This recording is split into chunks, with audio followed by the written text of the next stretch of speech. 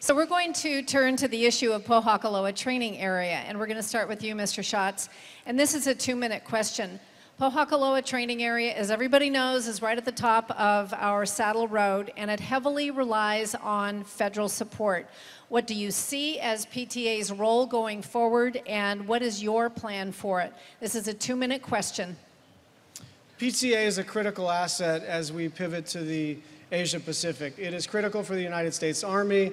It's helpful to the local economy. But there is an area where Colleen and I differ, and she introduced some legislation with Republicans in the House that essentially proposed to expand the use of PTA pretty significantly. It's a increase in federal jurisdiction of a magnitude that we really hadn't contemplated. And it's got some hunters legitimately concerned. It's got some environmental folks legitimately concerned. It's got some Native Hawaiians legitimately concerned. And here's the issue.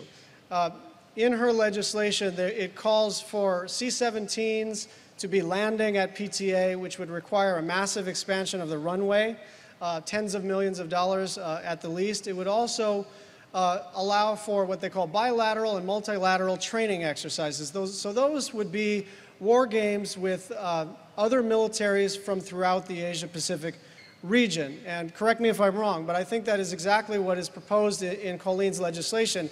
And look, I think it's great that Colleen talked to Randy Forbes on the Armed Services Committee. I think it's great that she talked to other folks in the Pentagon. I think it's great that she talked to defense ministers from throughout the Asia-Pacific region. But I think she should have started here.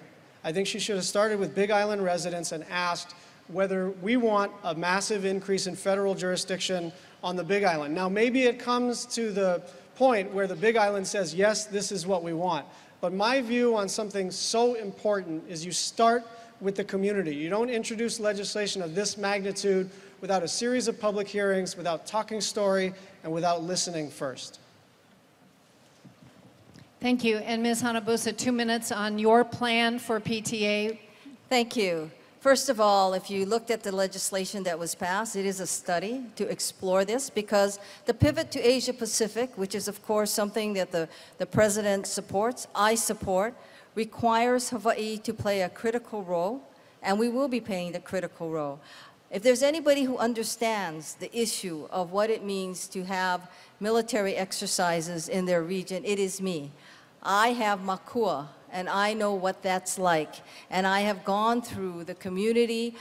I know what it takes to say to people, what are we going to do? That is not my intent to say, hey, you know, you're going to accept this. That's not it. But also understand that one of the things that the ability to raise this question does, it gives the people in the community the right to look at that underlying lease, just like with makua. The makua underlying lease we could look at with what I proposed in the Senate, the Hawaii State Senate, called the Makua Reserve Commission, which gave the community input as to how and what would be cleanup, how and what would be used. The same thing you will see with Pohakaloa. That lease is old. They haven't touched it. If we start to look at this, we start the discussion, it will give the community a major opportunity to give input into how should Pohakaloa play, if it should play at all. But it is something that gives people the ability to say, hey, maybe we'll agree to this, but you're going to have to do this. Remember, Pohakaloa has about 19 cultural practitioners there. They have put a lot of effort into preserving Pohakaloa and interacting with the community. And I see that piece of legislation, this study, no different. Thank you. I'm going to ask each one of you a 1-minute follow-up question that ties into Pohakaloa training area, and that is our beautiful Saddle Road, which Senator Inouye always tied to Pohakaloa as a way to get the funding for it. As Ms. Hanabusa mentioned, and you'll go first on this one, we were denied recently the federal funding to complete the Hilo side, but it needs to be completed all the way from Hilo all the way into Queen Ka'aumanu Highway. So 1 minute, what are you specifically going to do to help us get funding for the completion of Saddle Road, AKA Daniel K. Inouye Highway? there is no question that there was a commitment for that. It was already in the National Defense Authorization Act, and it was actually programmed to be funded. It was the Bipartisan Budget Control Act when it cut the spending that cut military construction by $290 million for Hawaii alone. We were supposed to have $500,000, we got $211 million. Now, what we need to do is to continue, and as soon as that Budget Control Act expires, the Bipartisan Budget Control Act expires, or if there can be an amendment, then we can go back and look at that. One of the things that I've always wanted to have fund all of these projects, and by the way, the Navy, the military itself has what they call their wish list, is to take OCO funding. OCO funding is Overseas Contingency Operation. That's what funds Afghanistan and Iraq. I want to use that money to complete what has to be done at DKI Highway. Thank you, Mr. Schatz. 1 minute.